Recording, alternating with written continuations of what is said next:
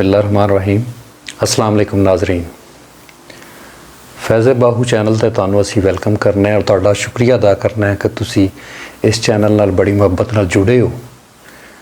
बहुत शुक्रिया तुहाडी मुहब्बत दा, तुसीं टाइम देंदे हो। अज असीं पार्ट 1 लैके आ रहे हैं तुहाडे वास्ते नफ्स ते। सुल्तान बाहू सरकार रहमतुल्लाह तआला दी ज़ात ऐनुल फ़क्र दे विच आप फरमांदे ने कि जो कुछ भी असी अल्लाह रब्बुल इज़्ज़त दी खशनुदी आस्ते करने ते नफ्स जिहड़ा वो इस गल तो तड़पदा वे, वो तड़प उठदा है, उन्हें तकलीफ हुंदी है कि ये रब नूं राज़ी कर रहा। यानी ये रब नूं राज़ी करना नफ्स के खिलाफ है। रब नूं राज़ी करना नफ्स के खिलाफ है। कुरान भी ये गल करता है कि जिहड़ा बंदा नफ्स के खिलाफ होएगा वो ही असल रस्ते के उत्ते होएगा। जदों असी उस सोहणे रब की नाफरमानी करने तो ये नफ्स नूं लज़्ज़त मिलती है, इनू खुशी मिलती है, इनू सुकून मिलता है, इनू सुकून मिलता है। ये खुश हुंदा उस वेले जदों असी अपने रब सुभाना तआला दी नाफरमानी करने। सुल्तान साहब फरमांदे कि नफ्स की है और उसकी खसलत की है। आप फरमांदे नफ्स जिहड़ा वे एक सप वर्गा है और एक कुफार की खसलत रखता है। ये कुफार की खसलत रखता है। अगर तुसी सप नूं फड़ना होवे, उन्होंने कैद करना चाहते हो, उन्होंने पकड़ना चाहते हो तो ये वास्ते तुहानूं इहदा मंत्र सीखना पेगा। इहदा अमल है, इहदा मंत्र एक वो सीखना पेगा ताकि तुसी उस सप नूं जेर कर सको, उन्होंने कैद कर सको। लोगों ने सप को पूछया,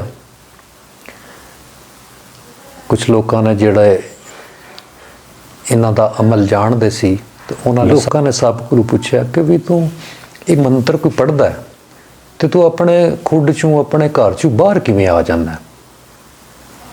तो सप कहन लगा कि मेरे बूहे ते आके कोई शख्स मेरे बूहे ते आवे और अल्लाह रब्बुल इज़्ज़त दा जिक्र करे तो मैं खुड चों बाहर किवें ना आवां? मैनू अल्लाह रब्बुल इज़्ज़त दी ज़ात आस्ते खुड चों बाहर आना पैंदा और अपना सर कुर्बान करना पैंदा है। बंदे दा जिहड़ा वजूद है ये भी सप दे सुराख की तरह, उसदी खुड की तरह वे। इहदे विच भी जिहड़ा नफ्स है कुंडल मार के बैठे है और इहदा जिहड़ा मंत्र है वो वे इस्मे अल्लाह ज़ात। इस्मे अल्लाह ज़ात जिहड़ा वे ये पढ़न दे नाल ये नफ्स मरदा है, पढ़न दे नाल नफ्स मर जाता है, ज़ेर हो जाता है। नफ्स की मिसाल भी सप वांगू है।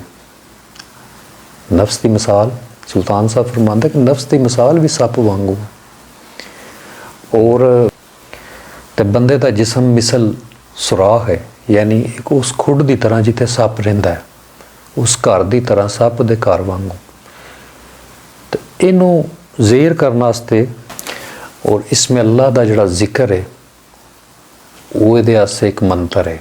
नफ्स की खसलत जिहड़ी कुफार वर्गी है, नफ्स की खसलत कुफार वर्गी है और नफ्स काफर है और मुसलमान नहीं होंदा।